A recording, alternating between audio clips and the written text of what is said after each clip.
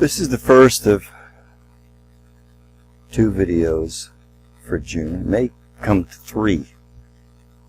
I've had a mountain of technical difficulties, but here it is. Cosmic consciousness. The ancient Vedic literature lists 7 states of consciousness. These were cognized all over the different parts of India in the last golden age by the enlightened rishis. And they cognized the Vedic knowledge from the infinite silence of the Absolute, Atman.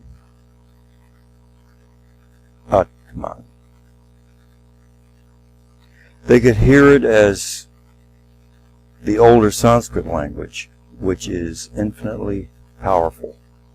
It's infinitely powerful in that it is name and form, which means the sound it makes is equal to the shape of the thing it describes. The sound of the word vibrates in the same way the object vibrates. This means, for the enlightened rishis, speaking the word for rain would create rain. The word for tree would create a tree. And they had the power because their thoughts were emitted from the deep level of silence, very close to the deepest level of the absolute silence. In the last days of that golden age, the world's Vedic civilization shrank down into one continent, subcontinent, and that is India, which was protected on 2 sides by the oceans, and to the north, the highest mountains in the world, the Himalayas. And these barriers helped to prevent India from invasions, so that all of the Vedic knowledge was protected.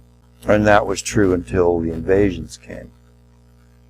And the highest knowledge had to be hidden in secret in a sacred and holy tradition of enlightened masters, and handed down from one generation to another over thousands of years. But in the Golden Age, although the rishis were scattered all over India and never met each other, oftentimes, they all saw the same vision, and they all recorded it in the same way. And they all described God very clearly, very distinctly, in great detail, as a light brighter than 1,000,000 suns. But there's one more state that's higher. One of those cognitions was the 7 states of consciousness humans could have in different stages of their progress toward full enlightenment. All of the descriptions of their experiences are identical. And all of the names they gave them for all these states are identical. And here are the 7 states of consciousness and the Sanskrit names. There are 3 states we ordinarily know: waking, dreaming, and sleeping. Waking state they called Jagat Chaitanya. Dreaming is called Swapna Chaitanya. Sleep is Sushupti Chaitanya. And for most humans, this is all they know of life. Waking, dreaming, and sleeping. And this normal life is really the state of ignorance. That is, they're not enlightened. When we learn a technique to allow thoughts to settle down and then slip away, we finally set ourselves on the spiritual path to God. We're working toward it. We experience the self, our own identity, as unbounded in our first meditation, where all sensory experience slips away, thoughts slip away, and the self, the perceiver, is left alone, and we are still wide awake. It's not like deep sleep. In fact, we're more awake than ever. Because the mind is no longer bound by a thought, we have to say the mind is unbounded. It's free from the capture and limitations of thought.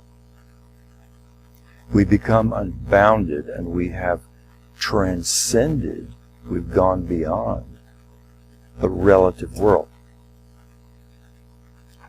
Here, in that state, there is no experience of the outside world.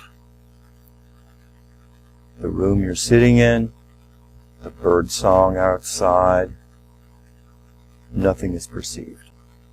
It's all gone. But we're fully awake.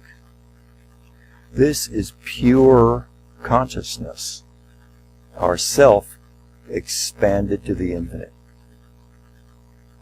If we experience this state twice a day,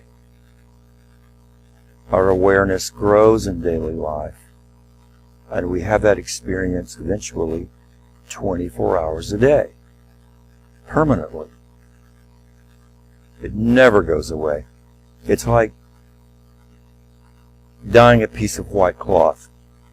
We dip the white cloth into the yellow dye, put it in the sun to bleach it out, and it maintains a tiny bit of yellow once it's bleached out. We repeat the process, and the second saturation and bleaching allows for the cloth to retain a little more of the yellow dye. Eventually, though through repeated saturation and bleaching, the white cloth is just as yellow as the yellow dye. And that yellow in the cloth is permanent.